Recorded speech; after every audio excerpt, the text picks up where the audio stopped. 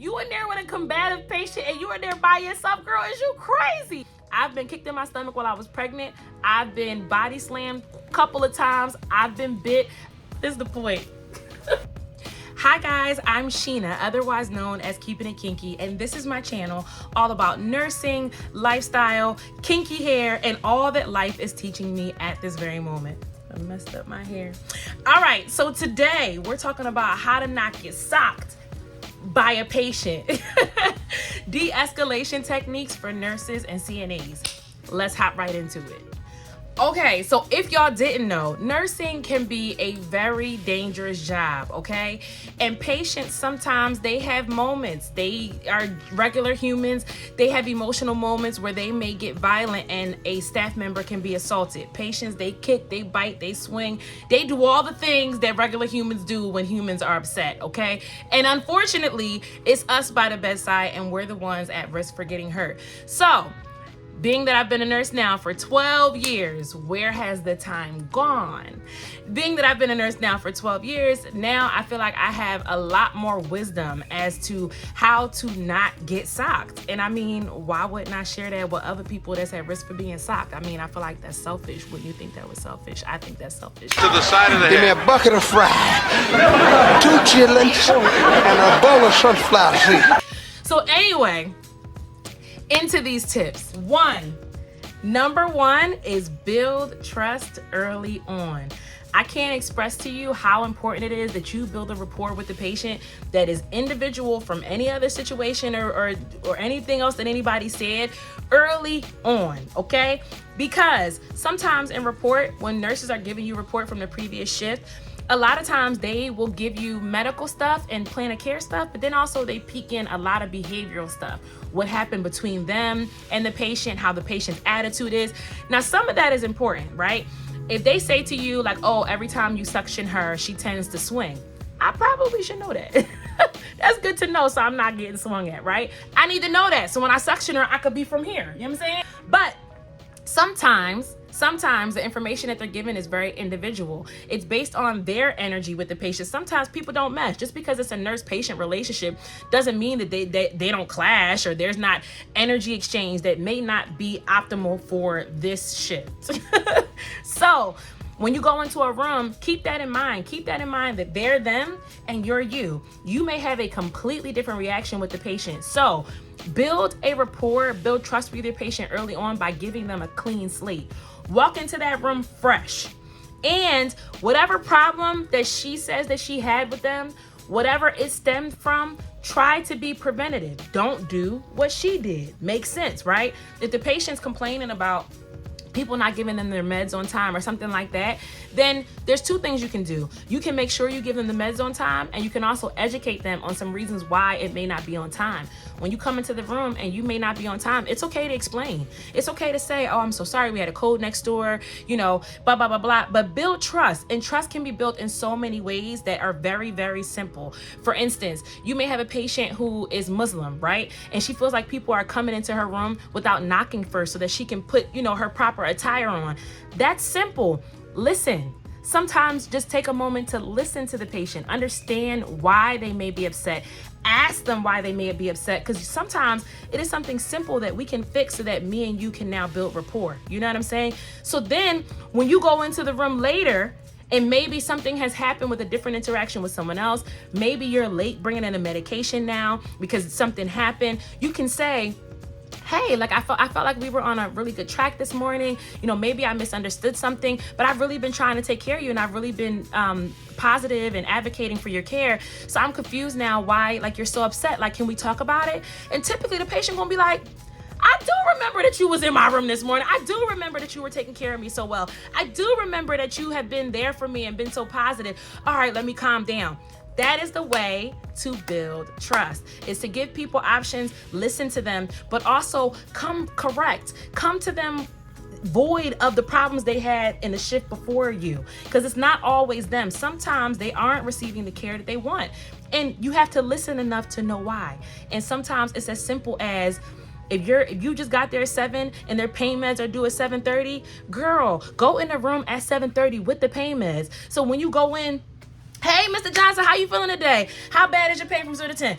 Oh, it's a 10, and nobody ever gives me my pain medicine on time. I'm in pain and blah, blah, blah. Mr. Johnson, I got your pain meds right here. You know I'm going to take care of you. That's good, because everybody else, you know, I haven't got my pain meds on time, and I just been in so much pain. You know, Mr. Johnson, I got you. Got him. Now, Mr. Johnson is my friend. So now later, you may not have time to build that rapport later. Now you're busy. You done got 2 admissions, 2 discharges in the code. Now, when you come in late, you can say, Mr. Johnson, now you know I've been here for you all shift, but I just got a little caught up. People are like, it's okay, baby. It's okay, baby. That's what you got for me, Mr. Johnson. That's what you got for me. You right. You right, Mr. Johnson. You is right. I'll be right back with your pain medicine. And that's how you do that there. If you're new to this channel, I am going to give you different voices of different people, and just because of the fact that I'm black, they definitely gonna be old ass black people. So Mr. Johnson sound like that. All right. Build trust early on. The problems that the shift had before you really ain't none of your business. My job is to build rapport with me and this patient. Number 2 is to remember that they are having a human experience. You are meeting someone sometimes on the worst day of their life, where they feel the worst that they have ever felt. It'll drive you crazy to go in every room and take on the emotion that they have. That transfer of energy is not good for you, and it's not good for your other patients that you're dealing with while you're dealing with them. You have to understand that people are really going through something. And even though we would love to say like, oh, if I was sick, I wouldn't treat people like that. Guess what? You're not sick. You know what I mean? You're not in a hospital bed for days at a time, hours at a time, can't leave the room, haven't seen sunlight in weeks. You're not in excruciating pain. You're not experiencing what they're experiencing. So quite frankly, respectfully, your opinion about what you would do in that situation, or how you would feel, how you would respect people, is null and void. At this point in time, they're having a human experience. You may have gotten them the day that they found out they had cancer. You may have gotten them. It's just not your place to decide whether or not their attitude is valid. What is your place is to not take it personal and try your best to de-escalate them. But understand that they are having a human experience, and it's really not about you. So just go ahead and reel it in. Now, one of my biggest tips, let that ego go. This is a real important one, because some people get into certain jobs to puff their chest up and to be like, I'm nurse, I know, and I'm security, I know, and you're not gonna talk to me like that. See, we got to remember that when you put certain people in a place of authority, they like to assert that authority, and sometimes that is not the time or the place to do so. All right, I'm gonna give y'all an example. Ready? Story time, okay? So I was working at a hospital. Now, I'm not an ER nurse, but sometimes I get thrown there, right? So I'm in the ER, and we get a patient who is a trans woman, right? So security comes in. Security is mad because the trans woman did not listen to him when he asked for something very basic, something as simple as wait your turn in line, like something very simple, okay? So the trans woman is now talking to registration, and I'm standing behind registration overhearing so I can hear what the patient is coming in for, right? So I'm listening, right?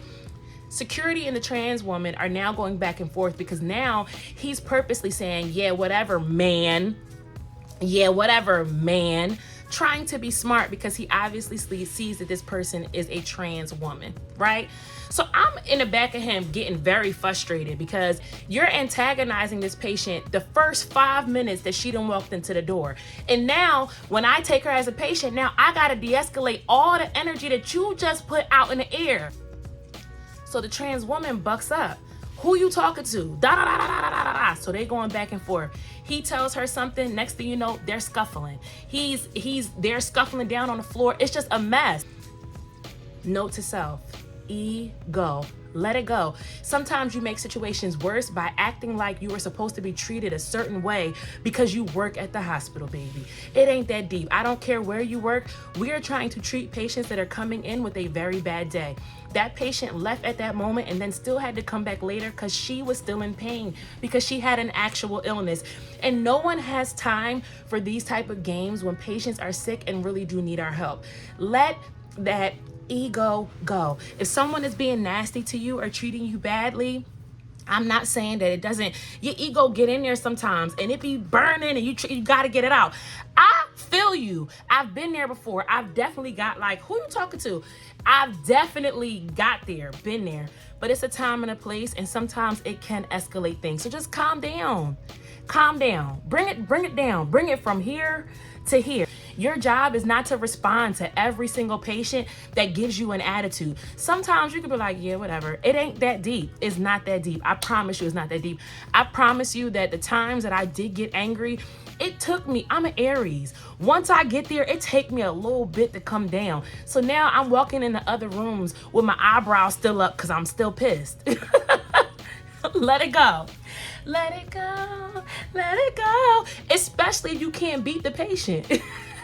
If you don't know how to tussle, you gotta calm down. I cannot tell you how many times I have seen a suburban nurse that don't know nothing about nothing buck up to like an inner city ready to brawl type of patient. And I just be looking at him like, do you know where you at? Do you know where you at?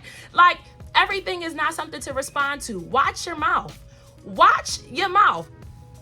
Just that's it. That's all. Know who you talking to. Watch your mouth. Be careful. Not every patient is bedbound. Some of these patients gonna get up and knock you upside your head. Remember that you get to leave here at 7. They do not. So have boundaries, set boundaries, but also tell them what the process of taking care of them looks like. Hey, I have to ask you what level of pain that you're in before I give you this medication, because that deems what medication I give you. Explain to them the process so they're not as frustrated. That's all that you can do. All you can do is explain, educate, and give them choices that are within the realm of what you can actually do for them. That's it. Child, I even had a patient that questioned my education level and whether or not I was a nurse before, and guess what I did? Oh, all right, well, by the time I get you a new nurse and I give her report and then she sees her other patients and then come back to you, it's gonna be about an hour before you get your pain medicine. Is that what you wanna do? Because she might be more willing to explain her credentials than I am. The end of the conversation. Not everything gotta be a, who are you talking to? I have a degree at blah, blah, blah, blah, blah, blah, blah. Sir, do you wanna get cared for or no? Do you want to get cared for or no? Would you like to stay in Trendelenburg, or do you want me to move you and turn you, clean you up, and push you back up? Because that's what I was trained here to do. Or do you want to keep on questioning whether or not I can do that and your ass can stay in Trendelenburg and possibly pass out? Whatever you want to do, I'm here for it. All about the choices, baby. All about the choices. Okay. Number 4. Words to exit.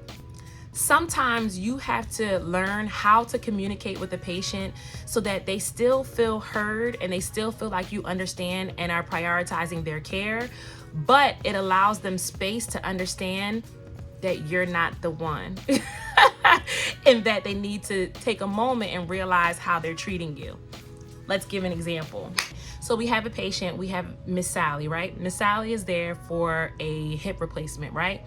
She's in pain, okay? Now we've been giving her IV Dilaudid, right? Now the doctor has switched that order from IV Dilaudid to PO Dilaudid, right?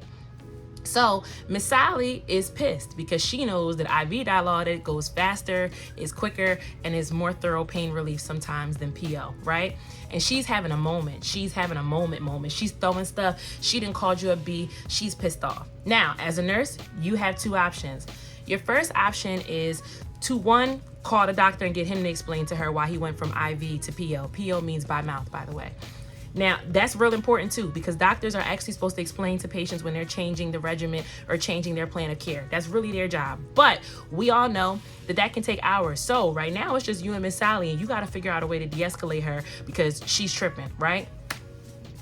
Now, if the patient is someone that I feel like I have rapport enough to actually communicate with, that's important. I try my best to get down on their level and have a conversation with them, okay? Down on their level doesn't mean down on their level like sitting. Now, sometimes that is an option if someone is really upset, but I would suggest only doing that with a bedbound patient that you can be far enough away from, okay? Nonetheless, the conversation is simple and the conversation is to the point and tells them what you are capable of doing, what you're not capable of doing, and allows them space. Okay, so we're going in full nurse mode, okay? Ready? We're here with it, go. All right, now, Miss Sally, I understand that you're upset, and I totally get it. But understand that taking your medication from IV dilaudid to dilaudid by mouth is the normal course of how we help you get to home. At home, you cannot take IV medications. So we have to get you onto a pill to get you set up with that first. And we have to see how you react to it to see if it'll take away your pain. You haven't tried it yet to know that it doesn't work. So here's what we can do. Let's try it first, see how it works. He didn't just leave you hanging with less dilaudid. He changed the dilaudid from IV to by mouth, and then he also added some anti-inflammatory medications like Tylenol that I can mix with them, and you never know, some patients really find relief with that combination of medications. Let's try it first. And if it doesn't work out, then I can call the doctor and have him talk to you about how we can figure out your pain control. But let's try it first. But what you're doing right now is not cool. I don't deserve to be talked to like that. And I've had conversations with you earlier that were much more pleasant. I've been able to give you your medications. I've been right here with you, giving you everything that you need. And right now, I feel like you're not treating me as I deserve. So I'm gonna step out. I'm gonna go get your medications. I'm gonna give you some space to calm down, and then I will come back and give you your medications, and hopefully we'll be able to communicate a little bit better. Now, in my experience, every time that I've done this, and of course variations of that, because sometimes you gotta be a little quicker because they about to throw something at you. But in my experiences of having these type of conversations, usually by the time I come back, the patient is apologizing. Usually the patient is like, listen, I'm sorry for talking to you like that. I was just really upset. And usually I'm like, girl, I understand. You just gotta realize that you can't be throwing that my way. You know what I'm saying? And we move on. Usually 9 out of 10 times, I'm telling you that staying calm and explaining to a patient what the situation is and that there is no enemy here, that this is a part of their plan of care, and that you're trying to help them and that you're listening to them and you understand. Money. I'm telling you, money. Most of the time, the patient is going to calm down. Most of the time, the patient is going to realize, giving the patient that space really, really, really helps them realize that they tripping. But you all in their face responding back with that energy is only gonna make them escalate. Because now they're like, who she talking to?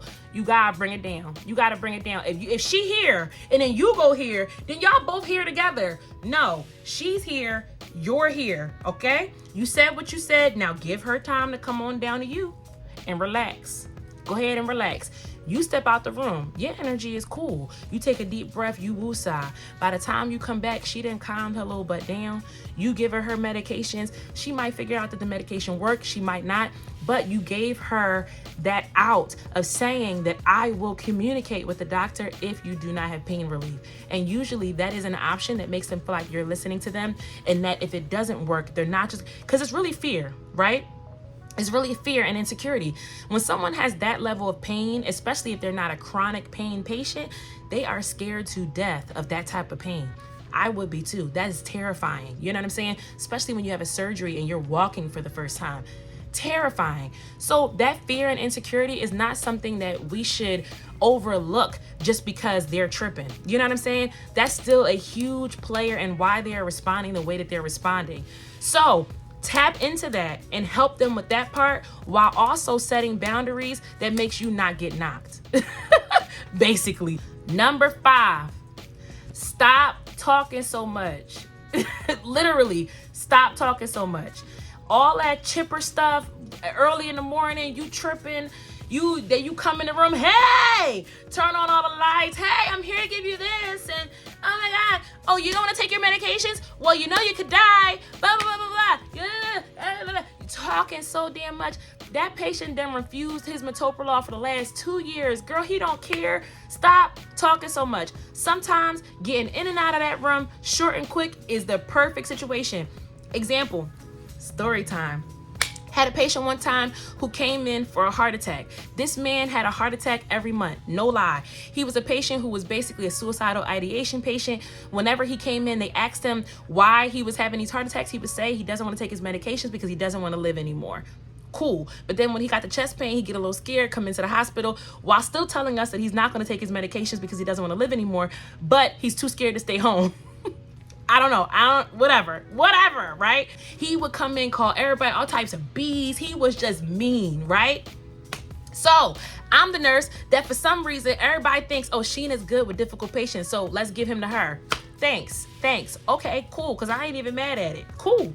He hadn't had vitals in days. He hadn't had his blood sugar taken in days. He hadn't taken any of his medication in days, hence why he had a heart attack, right? Guess what I did? I clustered my care. The best thing that you can do with a patient who is irritable and sick of your shit is cluster your care so that you can go in there as little as possible and talk as little as possible. Don't go in there chipper. He don't care about your positive life and your positive moment and that you had a whole macchiato and an espresso shot this morning from Starbucks. He's pissed. He's mad at life right now and he want to be left alone, and he's telling you that by calling you a B, okay? So I clustered my care. I went in there with every medication that I possibly could give him within the time frame that I was going in there. He was a blood sugar, right? I didn't take his blood sugar, then leave the room and come back with the insulin. Nah, I took the whole insulin bottle, an insulin syringe. I'll figure it out later. Take his blood sugar machine, everything in there. I told the CNA, do not go in his room. Cluster your care if you can. Some institutions are very short-staffed, so this is not possible. But if you can, have everybody else not go in. It just pisses them off more. I went in there real calm, barely turned the lights on, turned on the bathroom light so I didn't have to disturb him. Hey, Mr. Mike. Now, I know you like to be left alone, but if you would just give me 5 minutes, I promise you that I will get everything done, leave your room, and not come back until 4 a.m. I promise you. If you just give me 5 minutes of doing what I need to do, I will be out of your hair, and I'm having the CNA not come in either. Guess what he did? Okay, and put his arm out. I did his vital signs. I got his blood sugar. I gave him meds that he hadn't had in days, and I gave him insulin. Nobody else was able to do that for days. And you know why I was able to do that? Because I stopped talking so much. You ain't got to do all of that. Some patients don't want to talk and you're not comforting. Our job is to make them feel comfortable. What is comfortable for them sometimes is having space and just being in their space alone. So that's what I did. And guess what? For the rest of the night, I peeked in from the door. He breathing. We cool. That way he saw me. He knew if he needed something that I was available, but I did not disturb his space, right? At 4 a.m., I went back in. Hey, Mr. Mike. Now, I told you I was going to come back around 4, check your vital signs. I check your vital signs. He ain't say not a word, but he put that arm out and I got his vital signs. That's all. Sometimes it's just that simple. Stop talking so much. Zip it. Number 6, call the others. Just as simple as that, right? Call for help. Is you crazy? You in there with a combative patient and you in there by yourself, girl? Is you crazy? Now, let's be very clear. I've been kicked in my stomach while I was pregnant. I've been body slammed a couple of times. I've been bit. I've definitely been thrown across the room. It comes with the job. It is not okay. I didn't say it was, nor am I normalizing it. But what I am saying is I'm trying to show you how to not get knocked. Call the others. What that means is call the doctor. Ask them to give you medication to sedate this patient. Okay? That means that if he does give you the medication to sedate this patient, then you're going to get a team of nurses and or security, and they're going to help you administer this patient via IM, intramuscular, or IV through the veins, okay? So that this patient can calm down. Now, to be clear, we typically don't give sedating type of medications to patients that are oriented. That's usually for someone who is has Alzheimer's or like a stroke, somebody that is not aware of their actions. If you give those type of medications to someone that's oriented, it just doesn't always go very well. Those patients usually take it's a little bit more of a verbal de-escalation and figuring out what makes them tick. Point is, call the others, right? Also, that means that if you're going into a patient's room, for instance, a couple weeks ago, I had a patient who was restrained, right? And he would go through his motions. You unrestrained one arm, he's socking you. Duh. So, why would you go in there by yourself? You think you can hold down the arm? You think you can unrestrain the arm, hold down the arm, turn him, clean him, and turn him back and restrain him again without letting go of his arm? No, that don't make no sense. Call the others. It's a team. Try to get other people in there to help you. If they can't help you right now, do not go in until you get help. You have to prioritize your safety. So as long as that patient is okay, as long as that patient is healthy at the moment and not tanking or anything, you wait until you have help to go into that room if you notice someone is violent. You don't, come on, be smart. Protect yourself. It's only one you, and you got to make it back to your kids, to your family, to your house, whoever. Don't play. Go in there with some help now, okay? All right, now, I done gave you the tips. Last one. If all else fails, back up. That's right, back your ass up. Stop being so close to people. Why are you all up in these people's face? Back up. If somebody is already showing signs of aggression, if sometimes patients will verbally tell you, I'm about to beat your ass. And you still like, but Mr. Johnson, why? What? Why? Who said that the why mattered? Back up. Period. Story time. One time I had a patient who was a young girl, and she was one of those patients that clearly was attention seeking. It happens. People come into the hospital and sometimes they want a little extra attention than everybody else should get. It is what it is. She was saying that she wanted to leave AMA to be transferred to another hospital. So she walks herself to the elevators. I called the doctor. Hey, she leaving AMA, because I wasn't gonna stop her. What you think this is? I'm not stopping nobody. You got me chopped. So call the doctor. Hey, she about to leave. So the doctor meets her at the elevator, and every time, now the doctor was familiar with her. So every time she went to go push the elevator button, the doctor was pushing her arm down. And I'm looking at the doctor like, you must be ready to tussle. You must be ready to tussle, because you got your hands on people, and you can't be putting your hands on people. You got to let people do what they do. So it was like a little standoff between the security, the doctor, and her. And guess who at the back of the standoff? Me, because I'm gonna let you leave. Now, if it was up to me, I would have said, okay, can I remove your IV so that you can go ahead and head out? Okay? You don't put your hands on people. Don't put yourself in a predicament to get knocked. Back up. Back up. If someone is doing some attention-seeking behavior, it is my job to tell them why, if they leave, that is a problem. Two problems are, you may die. Second problem is, when you leave AMA, which means against medical advice, that means that your insurance has the opportunity to not pay for your entire stay. So if you care about that, don't go. But it's my job to educate the patient on what happens if they leave and if their care isn't finished. That's it. That's it. That's it. Oh, baby, that's it. They freaking out. They want attention, whether that means listening to them, whether that means calling a doctor. They want you to do something. You either going to do those things or you going to have to back up so that you don't get knocked, okay? I've seen plenty of nurses and staff members get knocked because they approach a patient dominantly that's already pissed off. Somebody that's already freaking out, and you got too much dip on your chip. You got too much dip on your chip. You got to bring it down. You got to bring it down. Nobody worried about you. Nobody's scared of you. Like, you got to bring it down. That ain't no problem. That ain't no problem. Now, there are plenty of cases in my career where I could not back up. For whatever reason, the patient was in danger and I had to post up. And in those moments, guess what? I got close enough. And sometimes I got knocked and sometimes I didn't. But the point is, this is the point. The point is, try not to get knocked. Keep your head on a swivel, read the room, watch your energy and watch theirs, and it can help you not get knocked.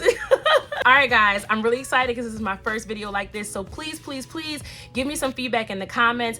Please like, subscribe, send to your other nurse friends or anybody that you feel like will find this video funny or interesting or educational. I love you guys. Thank you so much for supporting me, and please come back for some more videos.